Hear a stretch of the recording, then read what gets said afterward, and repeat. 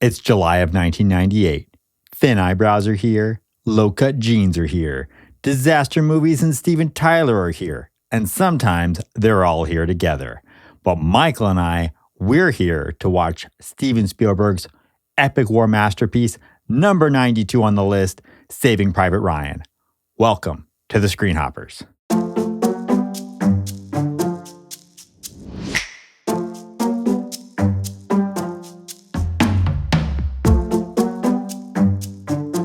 Now, you may notice a couple of things. A, we changed the title. Don't focus on it. It's not a big deal. B, I look a little bit different. That's because Michael muted me the first time I did the intro, and so this is take 2. Now enjoy the episode. As Ian said, I am Michael Smith. I am the other half of the Screen Hoppers duo. And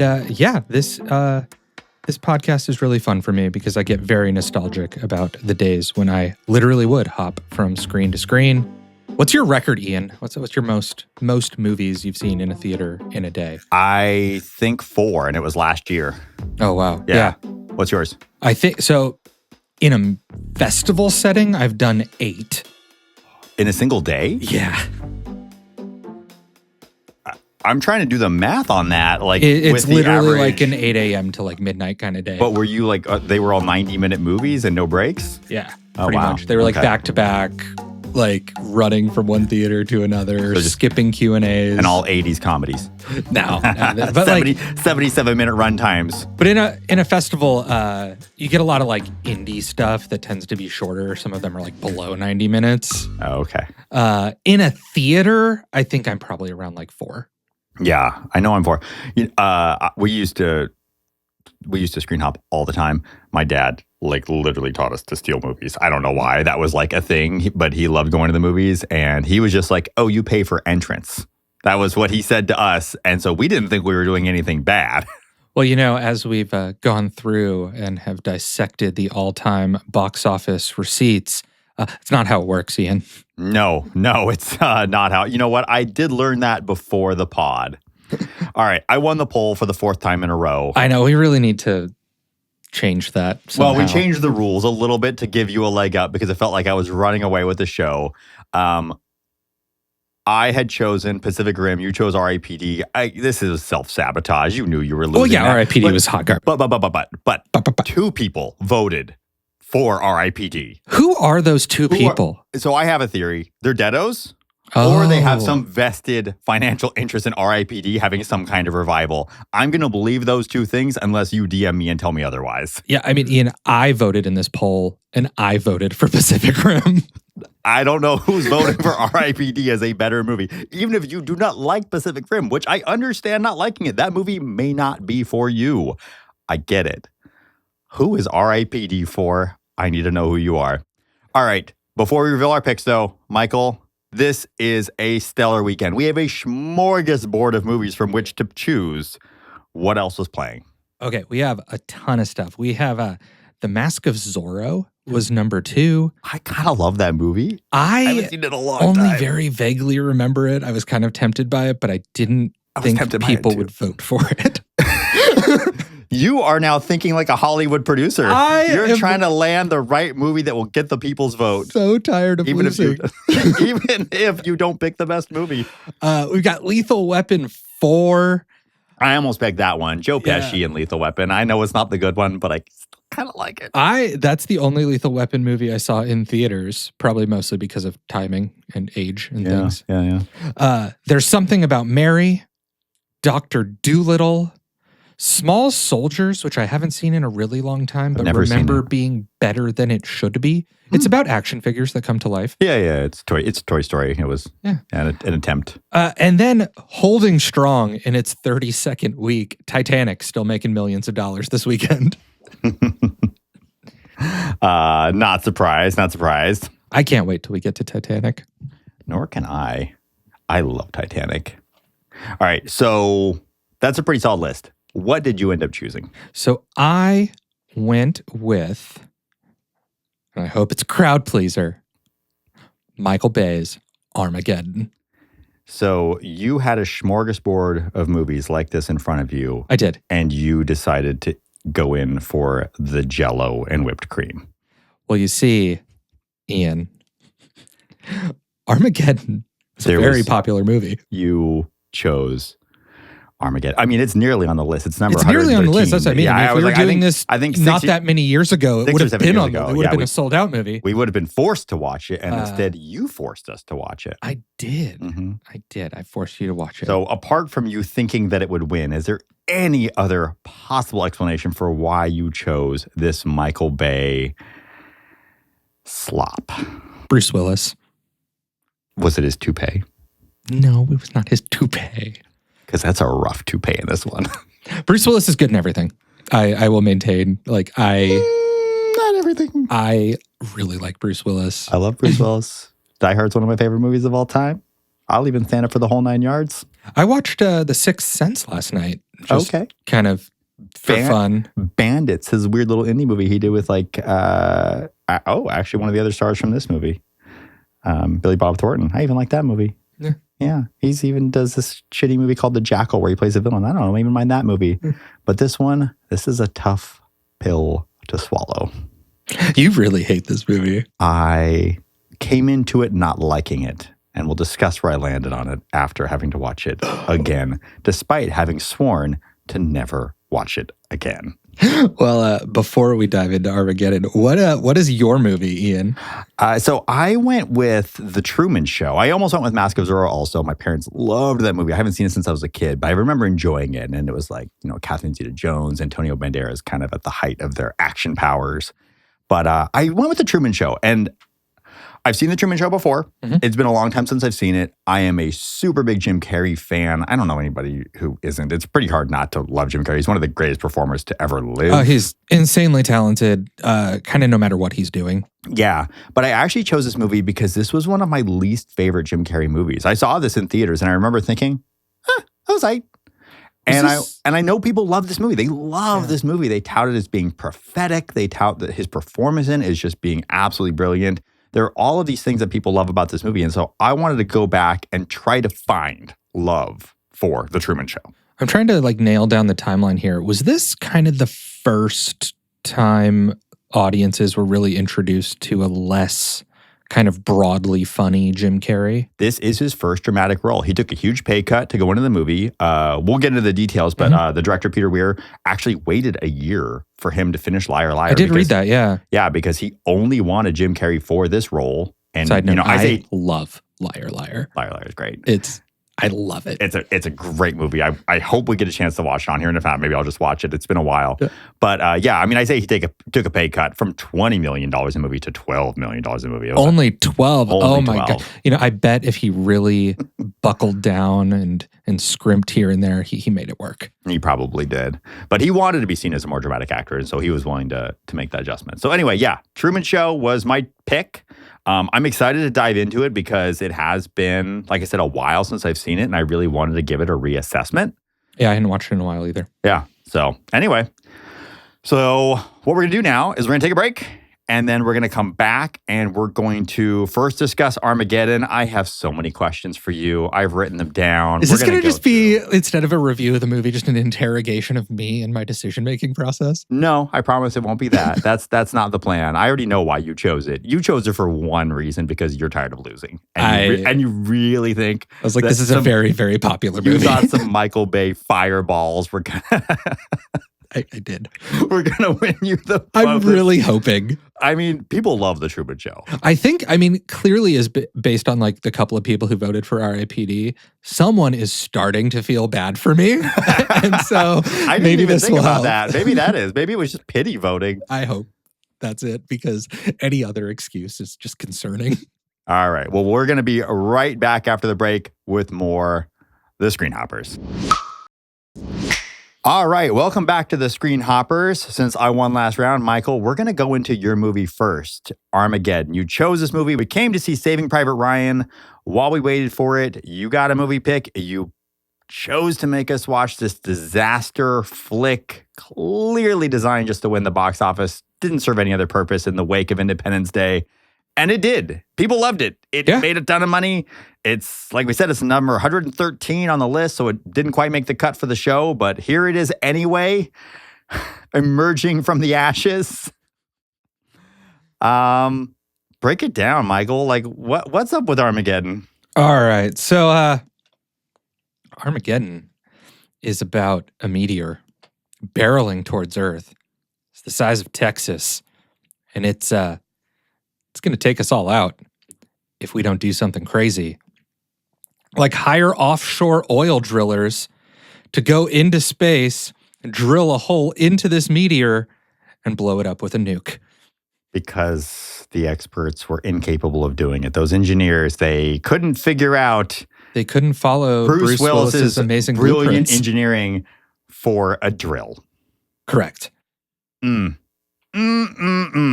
what happened. All right. And then we're here. And I'm going to assume that they succeed. They do. They do. Kind of. And save mostly. Earth. Yeah. And heroically and at the last moment, don't they? Yeah. All right. So I'm not going to interrogate why you chose this movie. Like I said, I know why you chose it. It's fine. I mentioned at the opening, I really hate this movie. I want to say why I hated this movie before, and then we'll talk about at the end of this why I hate it now, because it's actually for different reasons. Oh, good. I'm so glad I was able to bring out more hate. I never liked this movie because it felt to me like this is what paved the way for our current political climate. We don't trust experts. We trust the private market. So we have a bunch of smart NASA scientists. They can't save the world. They don't know anything about space or drilling. So we have to bring in not just the free market, but fucking oil drillers. And not just oil drillers, but like off the grid, slightly criminal element oil drillers, because only they can save the world. And it undermines our belief that like experts are actually experts at what they do. And I always hated that movie had this overt political message. And what makes me even more angry is one of the right's favorite thing to do is be like, well, Hollywood's so left, it does this, that, and the other. Some of the biggest movies actually carry really similar messages like this. So it wasn't long ago you were lamenting that the EPA is the villain of the Ghostbusters. Precisely. Like, there are these moments in which, like, we are constantly looking at the bureaucracy of people who are pretty much there to keep us safe and spent their lives doing it and are mostly civil fucking servants and telling us not to trust them and that they're not smart. So that's why I used to hate the movie. But I have brand new reasons today. Really? Really brand new ones? They actually are brand new ones, absolutely. But having said that, like I said, I would like to talk through our character list because the characters of this movie... The cast of this movie is actually kind of incredible. I mean, you have a big enough paycheck. I'm not that surprised by the cast. I actually mean the characters. Like these characters. Yes. Yeah, like these characters that we're spending time with. So... let's just start with Bruce Willis. Harry Stamps. Like, who is this guy? He owns an offshore oil rigging enterprise of some kind. Oh, so he's a billionaire.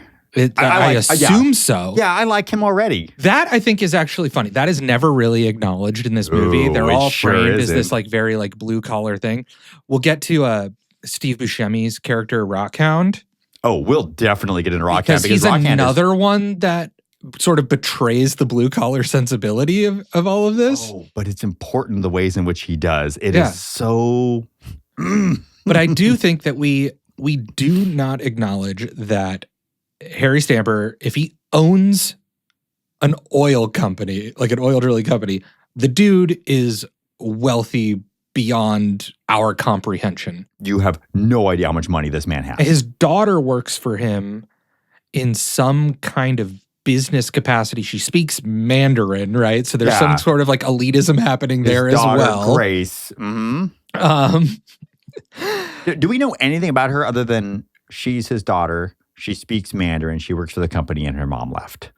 She's hooking up with Ben Affleck. Oh, okay. That's a thing we know about her. That's a thing we know about her. Yeah, is who her paramour is. That's the other thing we know. Yeah, beautifully written, three-dimensional female character we've got there. And the only boobs on screen? Like, there's no other female presence on this movie? I love that you are criticizing the apparent misogyny and absence of women in this movie by describing her as the boobs on screen. Yeah. No, I'm trying to be in the headspace of the people who made this movie. We got to make sure we have boobs on screen. Let's get Liv Tyler's there. Yeah. Yeah, I mean, Liv Tyler, I assume... I guess there isn't a female pilot, but let's be clear. And she's inept and she's coded male. If we're gonna layer on the misogyny, I also assume she's there because they wanted her dad to do a song. That song. We'll get into that fucking song. All right. So Harry Stamps, billionaire oil driller. Cool. He's our hero, right? He's our hero. Yep. Let's hit Rockhound. Let's talk about Rockhound. Why is he named Rockhound? Why is he named Rockhound? So we know he used to teach at Princeton. We know he's a genius. Yeah. He got graduate degrees at 20. There's a fun offhand joke about him being a statutory rapist. Did you catch that one? Yeah, that was when the FBI that was a knee slapper. I also don't know why the FBI was the one sort of apprehending. I don't know what you want to call it, gathering this group together as they're scattered around the country for some reason, even though they all work together on the same oil rig. Well, no. Actually, let's take that detour. So they all work together on the same oil rig. They were all working together on the same oil rig yesterday. Mm-hmm. 17 hours ago. They were in the middle of the fucking Atlantic? Pacific? I don't even know which ocean they're in the middle of. I mean, I always just assume it's the Gulf of America. Oh, Jesus. But they were literally there, on the same rig together, which, by the way, let's do AJ Frost, right? Yeah. Ben Affleck's character. He has not just left the rig and gone back to the shore. He started his own business in the last 17 hours. He did, because he got in a fight with his billionaire boss, Harry Stamper. Oh, he got in a fight with him? Yeah, so this movie does a lot of things. It does so many things. Defy logic and physics. So Harry catches AJ sleeping with Grace, does not like that, reacts poorly, and starts chasing him around on an oil rig, which I, not an expert. I did not teach at Princeton for a few years. I'm not super genius. Pretty sure oil's flammable. Starts chasing him around with a shotgun and taking some shots. Directly at the 10 ring. Yeah. Yeah. He's not shooting to harm or maim. He's shooting to kill and takes several shots. I mean, he is a billionaire. He'd probably get away with it. It does seem likely. He's in maybe international waters. Who knows? Yeah. There's a line we were talking about, why would you have a gun in space? Why would you have a gun on an oil rig? I mean, pirates. Greenpeace. Yeah. Hitting golf balls at Greenpeace also for fun. So hitting golf Greenpeace balls is annoying. Cool. that you know what? That justifies hitting a golf ball at another human being, firing a shotgun. But why is he These are the heroes. Why is he firing a shotgun at AJ Frost? His employee. Yeah, because he apparently doesn't think he's worthy of his daughter, but he's also his number one employee. Yeah. And so So he's got mixed feelings on the guy. He's got some mixed feelings on the guy. So that chasing around, shooting with a shotgun nonsense, right? That's some pretty down home Nebraska farmer bullshit that we're watching, right? How old is Grace in this? 30? Probably 30, 32. Yeah. How old is AJ? 34, 35? Something. Yeah. Mm-hmm. So why this is the pandering nature of this movie. Chasing someone around with a shotgun, they're like, you know what those dummies in Nebraska will like? This is Michael Bay's guess at what he thinks middle America likes. Well, and I mean, we skipped over that the sort of preamble of the movie is this a day in the life of New York with meteors hitting. And every character is the life of an astronaut, remember? Oh, yeah. Then we have two preambles that we get before we lead into this. But we jump in and it goes from the city folk who are all racial caricatures to the down home oil rig people who are all racial caricatures. Yeah. It's not nicer to the white people. Not really.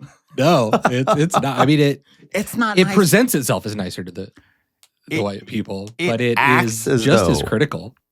Yeah. This movie hates everybody. We're going to get into it. And that's actually the problem I have with the movie. And we talked about this a little bit off mic, off camera. I like big dumb action movies. I love big dumb I action movies. love and like the bigger and dumber, sometimes the better. Mm-hmm. I again will refer you back to our glowing review of Roadhouse. But like Roland Emmerich does it better. Roland Emmerich has fun with it. He kind of winks and nods and laughs along with the audience. Mm-hmm. Michael Bay is very cynical. This movie's mean-spirited. Yeah. That's the thing I don't like about the movie is that it is so mean-spirited to all of the people that it's trying to represent in the movie. Yeah. Whether you're a scientist or whether you're an oil rig driller or whether you live in Texas and you ride horses, like Michael Bay has no respect for you. Yeah. He thinks that you're dumb. He thinks that you're going to buy into really like Warner Brothers Looney Tune level stereotypes about what people think about you and your like group. And he feeds it all on this weird disaster movie silver platter that's designed to just make money. It's such a cynical movie. Yeah. I mean, it really doesn't do any justice to anyone on screen. We haven't talked about Billy Bob Thornton's Dan Truman, who's like the head NASA scientist guy. Most pathos of anybody in the whole movie. He's the only person that gets treated maybe like a human being. He's the only one who has like an arc where he sort of turns and goes from someone we're rooting against to someone we're rooting for. But it takes the president deciding to nuke the team.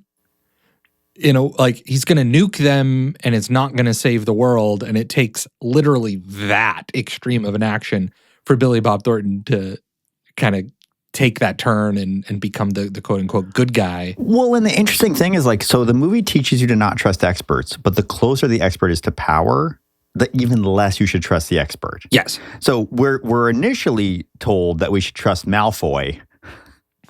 Lucius Malfoy giving I was like, oh my God, that's I love when him. I was watching it, my wife literally was like, is that Lucius Malfoy? Because it's like such a tiny character. Such a tiny character. But he's like the smarter expert than the expert in the White House. And we're like, okay, he's right. But then Bruce Willis comes in and is like, no, he's an idiot too. So we've undermined the expert that we're supposed to trust in the movie. Yeah. Which again, the movie is just leaves you unmoored. Like nobody, you shouldn't trust anybody. Everybody's dumb. Everybody's a stereotype. I mean, all you need is just grit and $1 billion. It's like it was written by a billionaire. Stamper sort of gets undermined by AJ, right? When he's like, no, don't listen to the sort of physics of how drills work. I'm smarter. I know that we can push harder. Well, so I'm actually glad you bring that up too. So like that's the actual arc that we're supposed to care about is that the movie opens with AJ I don't even understand what he did. He did something. He turned off some pump that he wanted left on. I don't even fucking, like literally. I thought it was the other. He wanted it turned off. He wanted it turned off. I have no idea, right? Yeah. But I mean, it is honestly so opaque, whatever he did on the rig. Yeah. But that he has judgment that Harry doesn't trust. By the end of the movie, he makes a judgment and Harry decides to trust him. That's literally the arc. And the judgment call is based not in fact, not in experience, like not in data, not even in intuition, really. It's just based in ego. It's just, it's a fuck you, I'm going to do it anyway. Yeah. And like that's the story of the movie. Kind of works out. It does work out, but. So the story of the movie is that you should trust like 30-year-old white men who choose not to educate themselves, but are like, fuck you, I'm going to do it anyway. And we should put them in charge of like the safety of the entire world. Yeah, and maybe that's the arc. This says more about me, I think, than anything. Like the scene towards the end of the movie where he's like FaceTiming, like satellite communicating with his daughter. He's on all 18 TV screens at NASA because they don't need to be watching anything else there. And like, I love they have the map of Earth up there before that. I'm like, that's the last thing you should be looking at, you dipshits. Yeah, who cares? You should be looking at space. Well, why is the map of Earth? Sorry, continue. Well, yeah, and it doesn't really matter where it's going to hit on Earth. It's going to take us all out. Like, destroy everything. That worked for me emotionally. Like I actually thought like that scene of them talking and like having their like moment before he makes like the sacrifice. Like I actually thought that scene worked. even though I have no reason for it to work because I shouldn't really care about any of these people at this point. This gets into like kind of a broader question. I think I hear asked about movies a lot is people get angry when they feel emotionally manipulated by a movie. And I don't know. I'm always on the fence about this because like, do I get choked up at that part of the movie? Yes. Of course I do. Do I like the question isn't whether I get choked about it, but it's like, do I feel emotionally manipulated? And then why does that emotional manipulation work? Mm-hmm. And I think it works if I'm being honest for myself, like why it works for me is because it's Bruce Willis. It's Bruce Willis. Bruce Willis. Watching Bruce Willis become a hero and sacrifice himself for Earth. I don't care what movie it happens in. And then like as the father of a daughter, right? Like, or you're the father of a daughter, you're the son of a mother, or you're the brother of a sister. But that's now you get women. No, but that kind of thing, like the movie does no work in making us care about these people, but because they're people, that kind of thing does, right? Like, well, and not just because they're people, but it's because of the actors who are playing these people. They're actors that we care about. So the writing can be trash, which it is. But we like these actors so much that we're willing to come along on that journey. I mean, I love Steve Buscemi. Like, when Buscemi did this in Con Air, I was like, where is this guy going? Like, what is going on with this great actor who was in Fargo? Also, what a weird Fargo reunion in this movie. Am I right? Yeah. Like, I didn't realize it until this time. I was like, shit. Like, the two killers from Fargo are both in this movie together. I love Peter Stormare.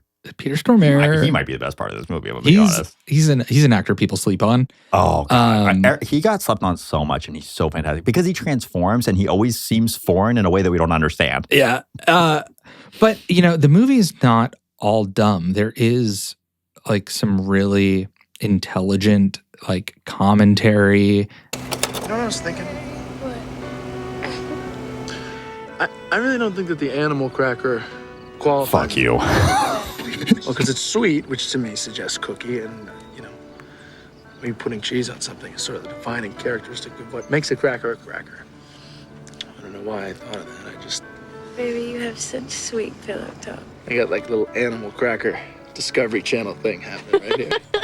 Watch the gazelle as he grazes through the open plains.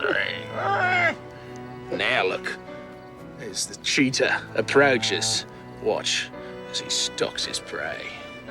Now the gazelle's a little spooked, and he could head north to the ample sustenance provided by the mountainous peaks above. He could go south. The gazelle now faces man's most perilous question. North or south? Way down under. Tune in next week. This is what I was talking about when I said boobs on screen. This is exactly what I loved about this scene. In regards to why I picked it was basically just to make you listen to it. And in case you didn't get that on audio, the ample peaks that the cheetah is exploring are Liv Tyler's boobs. Liv Tyler's a lovely girl. She does not have ample peaks. They just wrote the script and fuck it. Yep. We're Ample just going to have peaks. Ben Affleck say this. I love that we're watching this movie and Saving Private Ryan in the same weekend because this is such a great way of looking at Matt Damon's and Ben Affleck's trajectories as they parted ways. They did part ways. And it's weird that one of them has an Oscar for Best Picture. Uh-huh. And it's not the one you'd expect. For directing. Uh-huh. And it's not the one you'd expect. What else do we have to say? Is there a reason that you made us listen to that clip apart from to annoy me? It was mostly to annoy you. That whole scene, though, actually, that scene is probably annoyed me not just because of the dialogue, but the set direction in that. There's like these cafe lights hanging outside a little cabin. And weren't they just on a NASA base? Like, so what the fuck that's is... the other weird... like we talked about, like they're on the oil rig and then the next day he's started a business. The whole team's scattered. Then they go to NASA and then all of a sudden they're in this like meadow. Yep. And you're skipping the absolute weirdest part of the scene. She fucks to her dad singing. She does. She do fucks that. to Steven Tyler singing. I cut that field. for time, but that scene does open with the aforementioned Aerosmith song. He is serenading while his daughter has sex in a field with Ben Affleck. Uh-huh. Let's talk about The Truman Show. Let's talk about The Truman Show. I like The Truman Show. You what? I like The Truman Show. I like The Truman Quite Show a lot, too. actually. Quite a lot. You know what? I know it's the movie I picked, but why do you like The Truman Show quite a lot? Because this is part of the reason I picked it, is people really, really, really like this movie. And I've never had that like deep, there's like a feeling that's like missing in this movie. Like I like it. Yeah. But I've never understood why people love it. Like why it's 94% fresh, why people consider it just this cultural touchstone of 98. Like what is it about this movie that really just speaks, like hits you? So I think that this movie is one. I think it's well made. It's well written in the sense that like it tells its story. It moves nicely. The acting and performances are solid, and I think Jim Carrey is actually quite good at revealing the psyche of this person who is watching his entire existence sort of fall apart. Who's discovering that his whole life is a lie. And then we as an audience member are watching him sort of have this breakdown, discovering that his life is a lie. And the reason his life is a lie is so that we can consume it. Mm-hmm. So there's that like meta aspect of it that is pretty broad. It's not, I think, as sort of smart in its cultural commentary as maybe it gets credit for. And that's, yeah, and I'm glad you actually say that, because that's one of the things is people talk about it being so prophetic as we sort of got into this era of reality TV, and now we live in the era of Instagram where we're just peering into each other's lives constantly, and that, you know, the Truman Show knew this was going to happen before it happened. And this is not a knock on the Truman Show, because I think the Truman Show is right, and I think you're right also, is that it's not as sharp as I think people make it out to be, but it's also right about something that, I don't know, somebody was right about in the 1960s and the 1970s. Knowing that humans are voyeurs is not some like great insight that we didn't see coming. Watch The Gong Show, watch The Newlywed Game. Like, we've always wanted to peer into each other's lives. Confessions of a Dangerous Mind is a great movie that like talks about the creator of those shows and goes into like, he knew that people want to just watch each other and see each other's private moments. And so knowing that that was the future as technology was going the way it was, I mean, I don't want to be like, you know, hindsight being 2020, but like, duh, like it was that was already where we were headed. I do think it's more interesting. I mean, Hitchcock understood this. Yeah, I think it's more interesting in the context, like you said, of like Instagram than it is even like reality TV, because that is sort of the people's lives being staged, right? I think reality TV, we know inherently is sort of very produced. I think we know that now. I don't think in 2000 to 2008 that was as wide. I think there was debate about it. I think you and I probably thought that because we are media critics. And like we look at media and go, okay, what's going on here? But I think generally speaking, I don't want to condescend to the American audience, right? But I remember having discussions with people about whether producers were involved in this or not. And there were people I remember speaking to that were like, no, this is real. This is cameras on people's lives.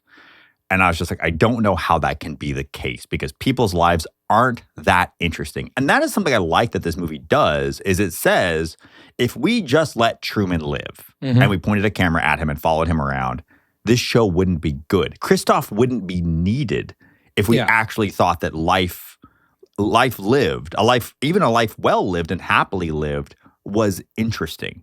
Like the need to introduce drama and friction and all of these things is what makes the Truman Show the biggest show in the world that has run for 10,111 days. Yeah, I mean, because there's little subplots, right? Like they kill his dad kind of to save some flagging ratings, and to introduce drama.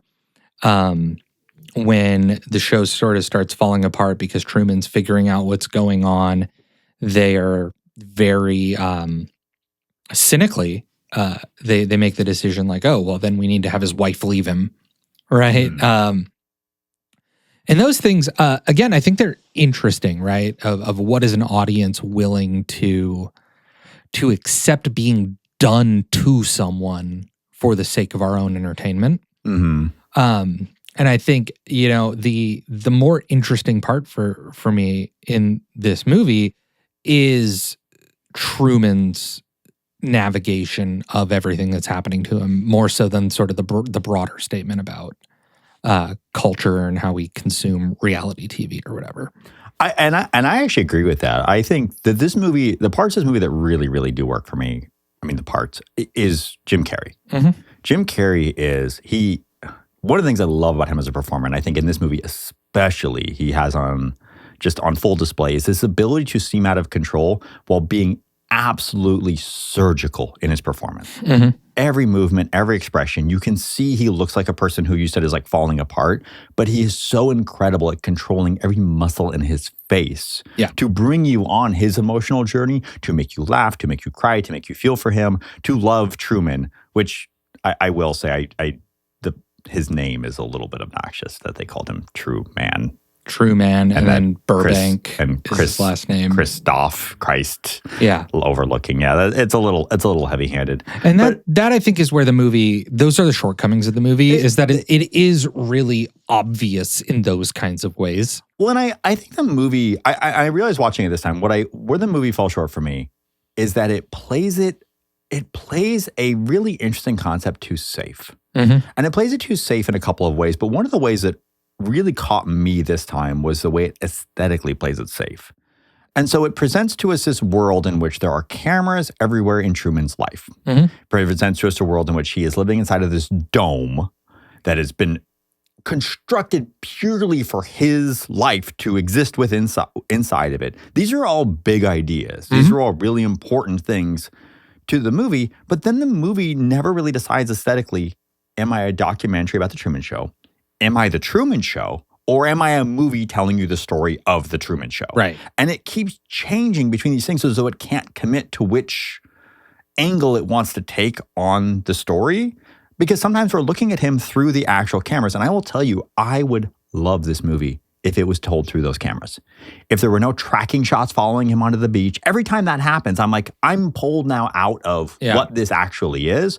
When I'm looking at him through the camera in his car, through the LCD screen, and there's the vignette, I'm like, this is the movie that I actually want to see. Mm-hmm. This is the movie that to me is actually very interesting, and I think that they could have introduced less scripted moments into it and had something that felt like a sharper commentary on it. But it just plays it so safe by allowing for all three things to coexist. I mean, the movie even opens with a credit sequence that is for a documentary.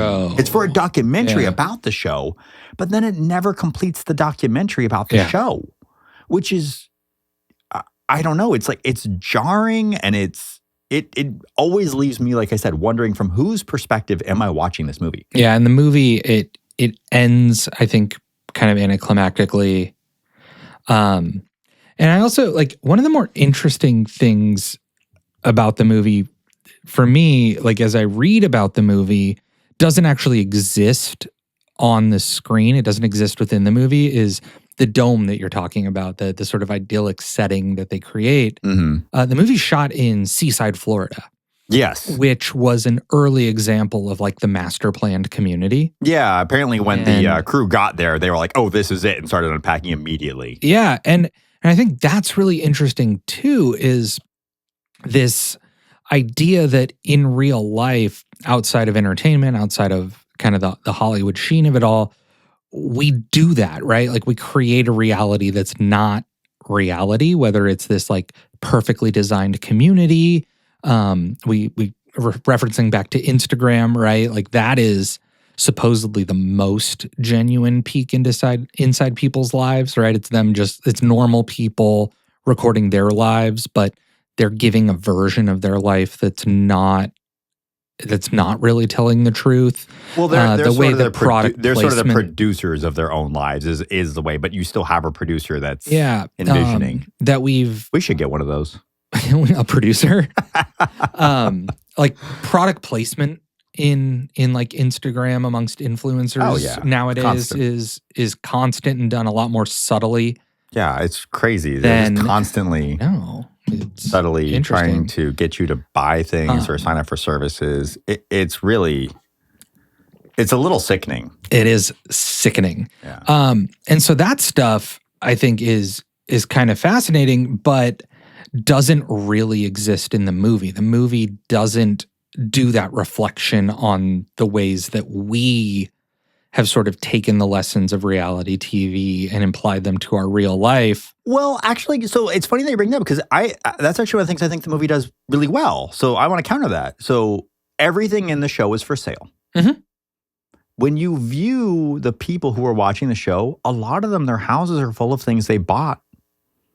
Like the two women are dressed like Laura Linney's character. They're wearing her dress because they bought it from that. And I actually think that that's like one of the more subtle touches that the movie, The Truman Show has, is that it does show how easily we're influenced to buy something when we just watch someone we like going through drama. Yeah.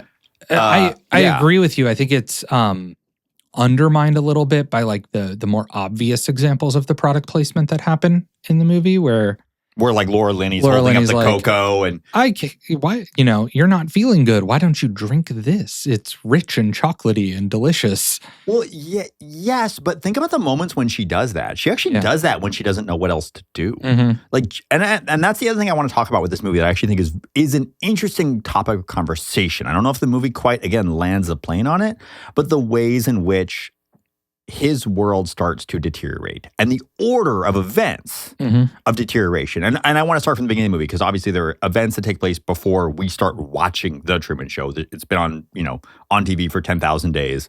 But do you remember the first thing that happens to reveal to him that maybe he's living in a designed world? Yeah, one of the lights falls from the ceiling and crashes down on the ground. So a technical problem, right? So a technical problem occurs, right? It's a safety issue. A light falls, nearly kills him, which it is interesting. And one of the things I do, again, like about the movie is that happens and that could have absolutely would have destroyed the show, would have destroyed everything, right? And no one is emotionally affected by the fact that happened, even though they're they have to resist the natural inclination to go, oh my God, Truman, Burbank almost just died getting crushed by a light. But that's the first chink in the armor. So you have these, and you actually have various technical issues that occur. Because then you have the radio.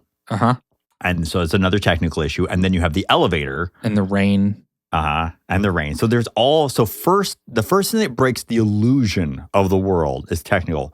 But then the next thing that happens is the performances and Laura Linney's character. And so you mentioned that she does these sort of like forced advertisements, but that's sort of when her character's starting to unravel because she has a script that she's trying to run and she can't. Yeah. Because he's breaking form, which is causing her performance to break. Yeah, everything is very controlled and formulaic. And then when that control starts to slip, so does everyone else's sort of reaction within that literal bubble. And then the final breakdown is the director. Like Christoph loses control finally. And so it goes technical, performance, director.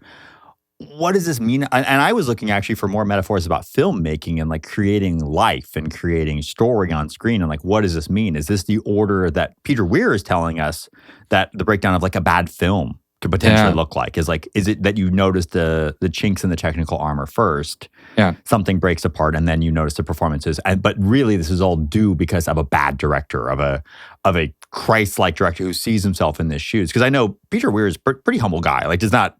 Like, I think he's being a little self-critical in this movie, but, like, interesting guy, like, relatively humble. Definitely not someone who has sought the limelight at all. In fact, we were talking about Milos Forman being somebody that nobody really knows. I don't think Peter Weir is a director that people really know either. And he's made some important movies. He's made big movies. Master and Commander, which I like, and you don't. But I didn't dislike it. I just thought it was like being in a museum for 3 hours. Yeah. Which I like going to museums. Yeah, and Russell Crowe in them. I agree with you in that, like, that is the movie that I wish this was. In that if it leaned into some of those, the movie's very meta, but it's meta in a kind of obvious way. And if it was meta in a less obvious way, I think that could have been cool. Well, I think the less obvious moments that it is are cool. Like I said, it never fully commits to any singular idea. But the idea of us being voyeurs, to me, is a boring idea that has been explored exceptionally well in the past. Yeah, and The I mean, idea it's, of us. Oh, go ahead. it's just not new. You gave No. some examples. I think of like Network is another example of that, right? And so it is funny that it's seen as like this brilliant, prophetic, groundbreaking, never before done peek into how we consume media when it's none of those things. And when the movie It's a minor evolution in that tale. And so like I said, I really like this movie, but I like it when it's its smallest. Well, glad you bring that up. So I love when it's at its smallest, and honestly, at its like most unhinged as well. There it is! There it is! There's the tinted beetle! Yes!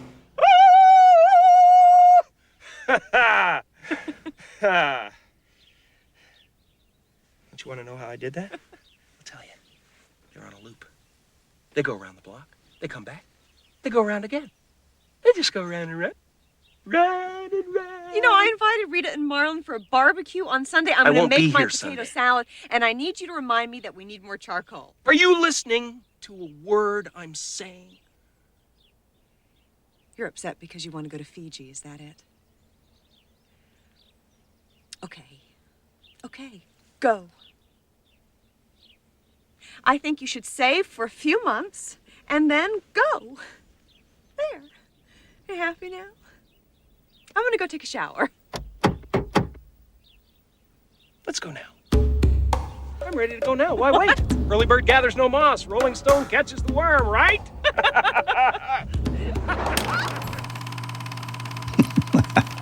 So Jim Carrey brings a lot of charm to this character and humor, but I love this scene because I think it does what the movie does best.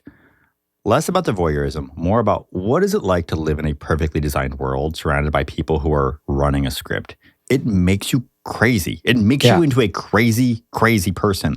And I know Jim Carrey was attracted to the role because he felt this way, like between paparazzi and no one around him being sincere anymore because he'd become so famous, so successful, and came from very humble beginnings. He just felt like everyone around him was putting on a show, and it made him feel like he was going crazy. Yeah. And I know Peter Weir was really inspired by what happened with Princess Di because watching everybody watch her made her start to behave in really erratic and strange ways. And then everyone's like, why is she acting so crazy? Well, because we made her that way. Yeah. We made that monster. Like we've created this dome around this human life, and we've all been staring at it and running these scripts on it until eventually like it came apart at the seams. And I think that narrative is so good, but because Truman has so much redemption at the end, I think it gets lost. Yeah. Yeah. He should have come up. I don't know that like this would have been a better movie, but I think that the satire would have been sharper if this had ended like leaving Las Vegas. If Truman ends up breaking to the point where he does something really bad. Yeah, because like he becomes a threat to Laura Linney's character here. And I love that he does. He becomes dangerous, he becomes scary, but it's always in this really safe way. And part of it's because it's Jim Carrey, but part of it is the direction. And if it wasn't so safe, if it didn't feel like it was so cushy and warm and that she was always going to be okay, but that she was literally at risk of this person that was coming apart at the seams, that movie feels like the movie that I like. And it's funny how often we say we don't want to say the movie we wanted. We want to address the movie we had. And yet we always come back to, this is the movie that I think would have made me really love this movie rather than just sort of feel like it's good. It's a fun watch. Like I loved my time at the movies with it. Yeah. Much unlike Armageddon, which I hated my time at the movies with. Every moment of it. You really hated Armageddon. I groaned for 2.5 hours. Yeah, I mean, I don't know that there's a lot more to say here than it's a good concept. It, in a lot of ways, tries to do too much, and if it would have just focused itself a little bit better on the smaller commentary of the individual rather than the commentary of society, I think it would have been more successful. Well, they cut a lot of footage of the documentary stuff for whatever reason, although I will say, grateful for the runtime this week. Yeah, this one's like, what, a clean hour 40 or something like that? Yeah. Perfect. All right. Well, let's do this. Let's take a break. And when we come back, we will talk a little about Saving Private Ryan and then who we think picked the better movie. Was it Michael, Ian, or America? do we think we would rather be living in a world in which the Truman Show won a bunch of Oscars, Jim Carrey was recognized for his talent, and he didn't completely lose his mind? We'll be back with more The Screen Hoppers. Welcome back to The Screen Hoppers. We just hopped from Armageddon to The Truman Show, and now we get to hop to our big headliner, did you say 92nd highest grossing movie of all time? Yeah, it's 92 on our list. Saving Private Ryan. Yeah, we did some more Spielberg. We did more Spielberg. We've There's done so quite a bit of Spielberg, but he's pretty all over prolific. this So list. Yeah, he is just literally all over this list. yeah, Saving Private Ryan is it's a big movie. I think it's an important movie, sort of in our culture, and that I think is really what I appreciate most about it is Saving Private Ryan sort of changed the war movie. Watching Saving. It changed war TV. It changed war narrative structure. Yeah, because like watching Saving Private Ryan now is the first time I've revisited the movie in a really long time. A really, really long time. Same. I really don't go back to this movie. This movie suffers from the first 14 minutes being too good. Yeah. This would be as if Oppenheimer started with the explosion. Yeah. I think Nolan knew not to do that because he knows now, all these years later, people don't watch Saving Private Ryan because... Yeah, and you know, speaking of Nolan, watching that opening sequence, especially like there's a lot of Tenet in it. Or not Tenet, Dunkirk in it. Mm-hmm. There's, I think, of 1917, which was more recent, which are these movies where you're just like in the war and really sort of feeling the chaos. And those scenes really do work. I see this movie's influence all over cinema now. This is the movie that I remember being the one that exposed you to trauma. Mm-hmm. That it wanted you to, as an audience member, to understand the trauma of being in a war. Like, if you go back and watch something like The Dirty Dozen, that is an adventure. Woo! Yeah. Having fun. Love that movie, right? There is nothing about it does not feel like you're in a war. It feels like you're in a clubhouse. Yeah. And this one was all about shaking the earth beneath you, making your heart stop as you watch someone next to you like lose a limb, have their intestines fall out of their torso into the water. And doing that in a World War II movie, I think is pretty great. You know, the movies... It was kind of reserved for Vietnam before this, right, it feels like. That's exactly what I was going. Right, the movies that I think of that really show war as bad are Vietnam, but Vietnam was a bad war, and World War II is the good war. So I think making it brutal, making us ask questions about, you know, the mission at hand is Saving Private Ryan, right? Like Ryan is one of 4 brothers. The other 3 have been killed in the conflict. There's a sole survival policy where the government doesn't want a family to lose all of its sons in the war. So they go to... And you do not support this policy. Well, I think it's definitely morally ambiguous, right? It introduces a moral ambiguity to a conflict that is not seen as morally ambiguous. And so I think that is the success of the movie. We have this sort of, it's weird saying this, but like this rosy view of World War II. And it was so messy. And this makes it messy. Yeah. And I think that is a courageous choice. I agree. And it's one of the things. And the best thing about the movie. It's one of the things I like about the movie. And I regret not seeing it in theaters. I really wish I had. Yeah, because those sequences that we were just talking about, on a big screen in a theater where you're really captured, you're in the dark room without the distractions that exist in my living room, I think would have been really, really effective. It would have been phenomenal. You know, the first place I saw this movie was in my government class in high school. Oh. Yeah. We had a teacher that was like, you need to watch this. This is the representation of the war. And he got clearance from the school for us to watch it because it's rated R. And we had to bring passes home, and we watched this shit on VHS on the Rolly cart TV. Rolly TV. And that was my first experience with it. And probably not the best way to watch it, but I'm glad that I did finally see it, because it was a movie that I didn't like rosy pictures of World War II, and I mostly avoided them, especially at that age. And, you know, watching it now. So I'll just say, like, my rewatch, right? My interaction with this movie is not unlike probably most people, which is like, oh yeah, those first 14 minutes are amazing, but the rest of the movie, Yeah. I feel exactly the opposite now. The rest of the movie is really good, and I actually really enjoy the performances. Yeah. Tom Hanks, Tom Hanks, Tom Sizemore, freaking Giovanni Ribisi. Is so good in this movie, and like incredible in this movie. This is another movie I think that's at its best when it's smallest. It actually is. That opening sequence is an absolute rush. It is incredible. I mean, I closed all the curtains, turned the volume all the way up. I literally knocked plates off the wall because I was like, I'm going to experience this. My house was shaking too. Yeah, because Rosie's not here and she's not into that.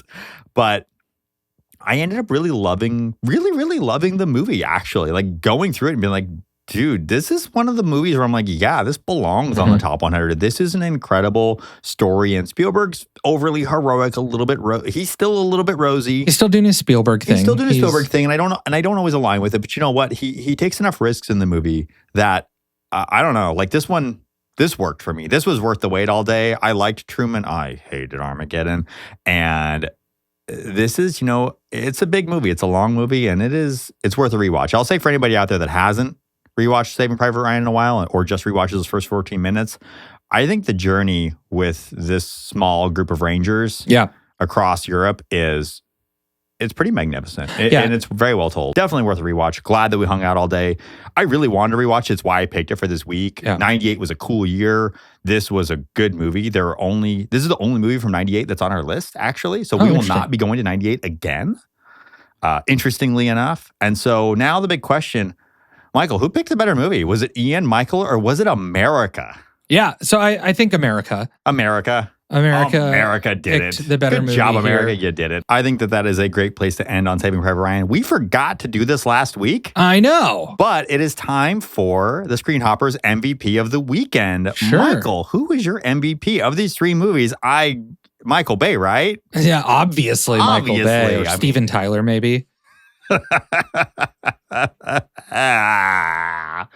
That song is, oh my God. All right, who's your MVP? My MVP is Laura Linney. Laura Linney. Yeah. All right, I love that as an MVP. Yeah. Why did you go with Laura Linney? Because over Jim Carrey, over Ed Harris, who got the Oscar nom, no less. Yeah, which is weird. Of all the people to nominate in that movie. Yeah, I think Ed Harris is pretty forgettable. Jim Carrey should have been nominated if you're going to go supporting. I would argue Laura Linney. I think you hinted at it. The moments where things come undone and then she comes undone as a result, I think she's really, really spectacular in. Early in the movie when she's doing sort of the blatant product placement where she's posing with it and describing it. Yeah. Those are really, really, they serve their purpose well and she does a good job with it. But the scene where he attacks her and she gets scared and yells for help and she's like talking to the producers like, somebody do something. I just think she really stole the show there. And it made me just appreciate, like, you could see the panic in her as things come undone and she loses grip in a very different way than Truman is losing grip. I dig that. She studied 1940 Sears Roebuck catalogs to prep for the role. I didn't know that, but I believe it. Yeah. She spent a bunch of time just going through old catalogs and looking at how people were posing, holding things, and what they were doing. And that's some interesting role prep. Yeah, Laura Linney's great in it, though. Just that flipping back and forth from the very contrived, controlled to the very human. She's doing, I always do this. I give a lot of credit to actors who have to sort of do two very different things and do them well. Yeah, you love Ariana Grande and Wicked for that reason. Yeah, which I do too. But and so Laura Linney, my MVP. I dig it. Spielberg.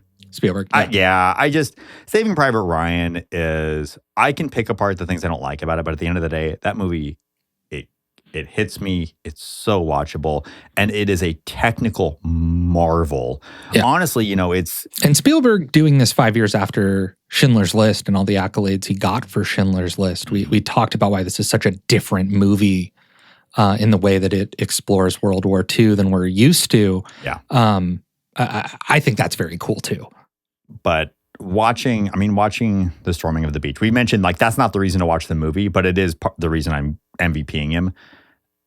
That entire thing is so perfectly choreographed. The only way to make it feel that real is to have this incredible vision and this incredible team and this incredible control over your set to make that happen, because there are shots in that. This movie was made in 1998, and there are shots in that I do not know how they got them. Yeah. I do not understand the technical wizardry that went into a bullet passing through water from the perspective of a camera that is also underwater into a body that then expels blood. Yeah. Like, I know that there are some computer graphics work that they did, but they did it so subtly in this movie that it just is, it's excellent. It's one of the instances where I'm like, oh, Spielberg knew just exactly how much to take from Zemeckis.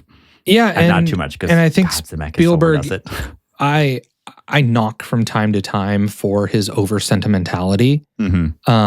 But this is a really good reminder that he, unlike maybe anyone else, is a master of his craft. Yeah. Like you said, he controls his set. If he wants something to happen, he knows how to make it happen. And I don't know if there's anyone else who's quite as good at that. Saving Private Ryan looks timeless, and it's incredible, and it does it through multiple facets. And so, yeah, Spielberg for me. So we're going to post a poll on Instagram.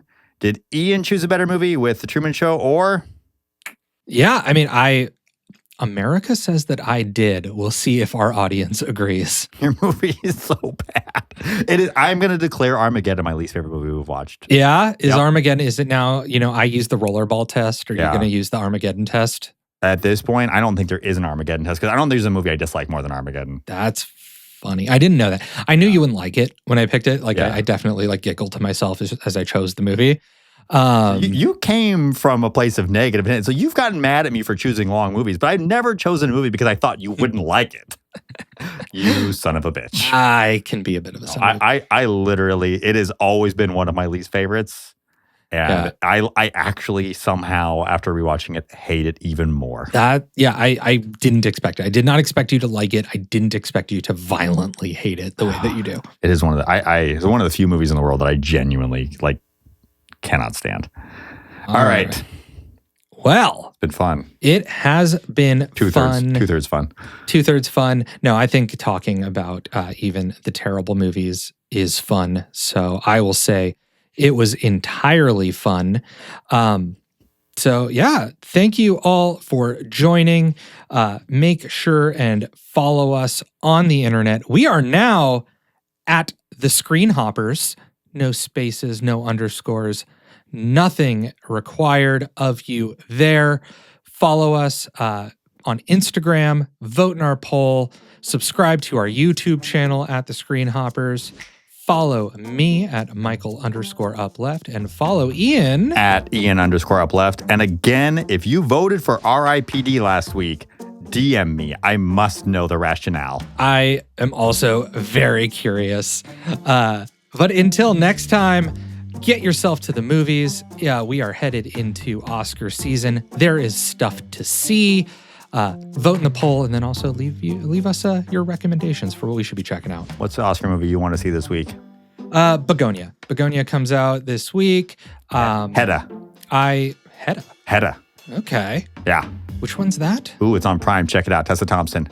I like Tessa Thompson. I like Tessa Thompson too. It's a remake of a film and a play that has just been getting reviews. I'm excited, and the fact that I can watch it at home is also exciting. Not because I don't love the theater. I always would prefer to see any movie in theaters. But life makes getting to the theater a bigger challenge. So when something is available at home, I appreciate the convenience. I like the combination. Yeah. Until next time. We'll see you next episode on the Screen Hoppers. Yeah. Sold Out is an Uplift Media production. Hosted and written by Ian Tarter and Michael Smith. Edited, sound engineered, and produced by Ian Tarter. With special thanks to Rosie Page.